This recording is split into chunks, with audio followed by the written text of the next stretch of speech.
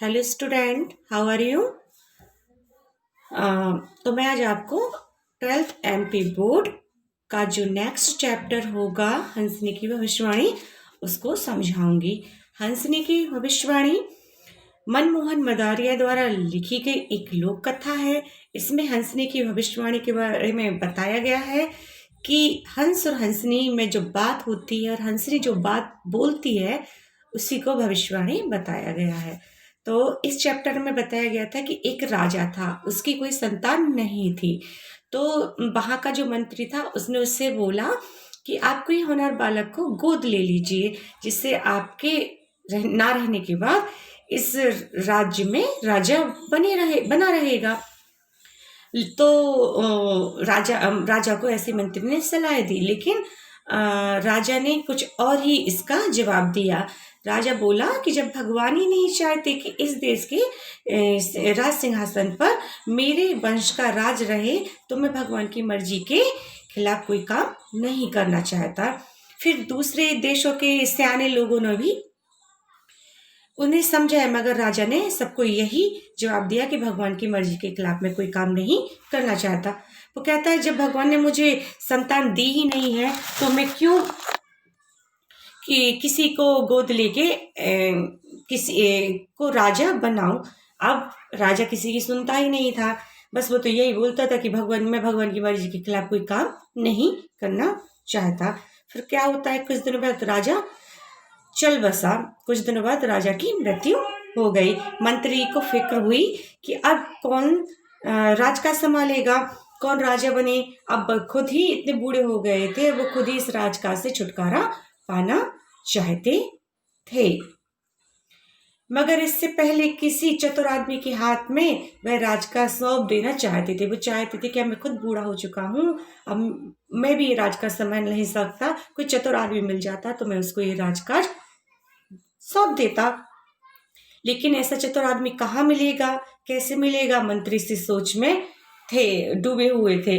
उन्होंने कुछ भी समझ में नहीं आ रहा था, तो उन्होंने कुछ सियाने लोगों से भी सलाह ली, पर कोई ठीक राय ना उनको मिल सकी।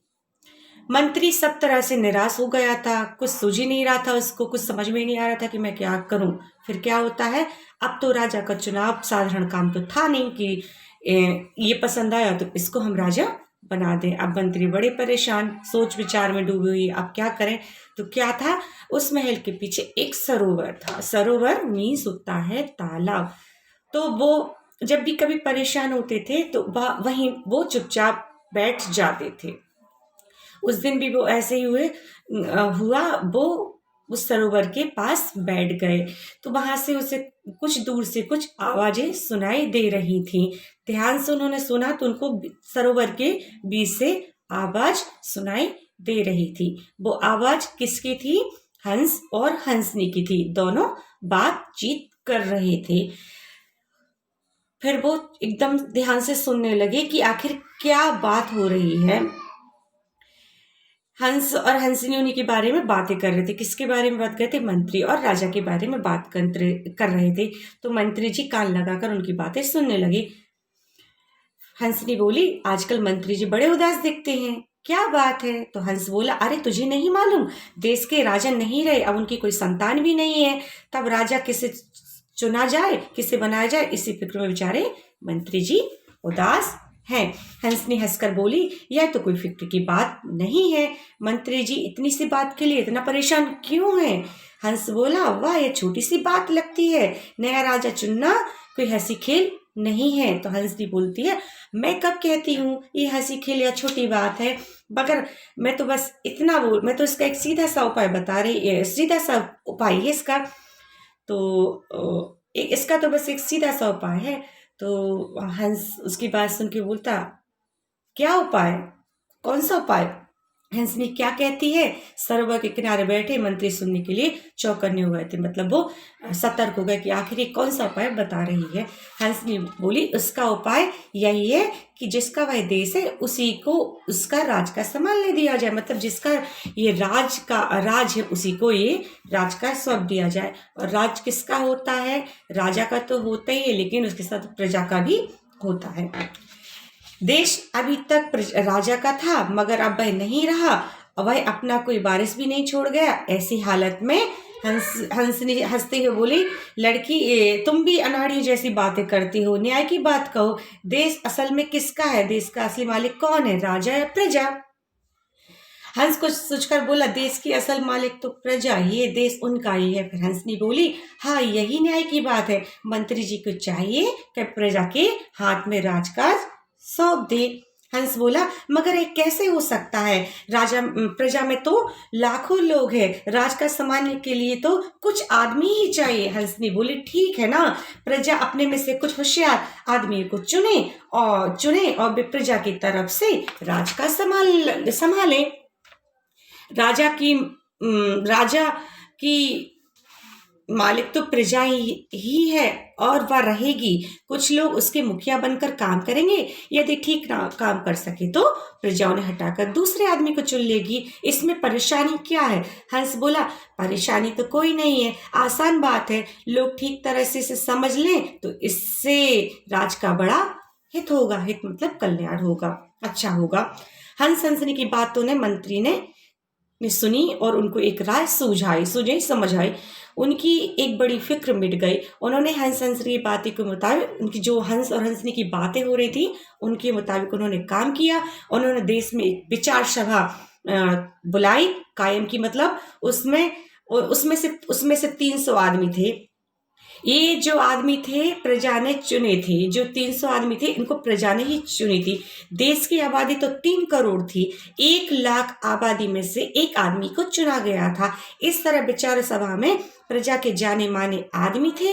विचार सभा के 300 आदमियों ने भी अपना एक नेता चुना। वह आदमी देश का मुखिया बन गया। उसने पुराने राजा का काम संभाला। अपनी मदद के लिए उसने विचार सभा में से 4 आदमी को और चुन लिया। अब वो टोटल कितने हो गए? 5 लोग मिलजुल कर काम चलाने लगे। उनके कामों पर विचार सभा की भी निगरानी रहती थी। विचार सभा राज चलाने के लिए कानून भी बनाती थी। इस देश में एक नए ढंग से राज चलने लगा। यह बंदोबस्त प्रजा के लिए बड़ा हितकारी हुआ। प्रजा इतने कभी सुखी और धनी नहीं थी जितनी इस नए ढंग से राज्य में वो सुखी रही। अब पुराने मंत्री को भी राजकाज से छुटकारा मिल गया था। वह अपने महल में भी आराम से रहने लगा था। एक दिन वह फिर महल के पीछे सरोवर के किनारे गया। वहां उन्होंने फिर हंस और हंसनी की बातचीत करते हुए सुना। हंस कह रहा था, अरे तूने सुना, अपने देश में प्रजा का ही राज कायम हो गया। प्रजा मतलब होता बेटा जनता। हंसनी बोली, तो इसमें अचरज मतलब आश्चर्य की बात क्या है? आज नहीं तो कल ऐसा होना ही वाला था। जिसका देश है वही इसका राजा होता है। मंत्री जी ने यह काम किया जो बहुत ही अच्छा किया। देखना अब धीरे धीरे पूरे देश में ही ऐसा ही राज कायम होगा और अच्छे ढंग से राज्य भी चलेगा। हंस बोला, भगवान करे तेरी बात सच हो। मंत्री ने संतोष की सांस ली, मन ही मन बोले, आखिरी वक्त तो मुझे इस न्याय का काम हुआ। मुझ ईश्वर दूसरे देशों में भी ऐसी ही समझ दे। कुछ दिनों बाद बूढ़े मंत्री जी उनका भी देहांत हो गया, मगर उन्होंने जो नए ढंग का राज चलाया था वह बहुत फला फूला। हंसनी की भविष्यवाणी सच हुई। पूरे देश में अब इसी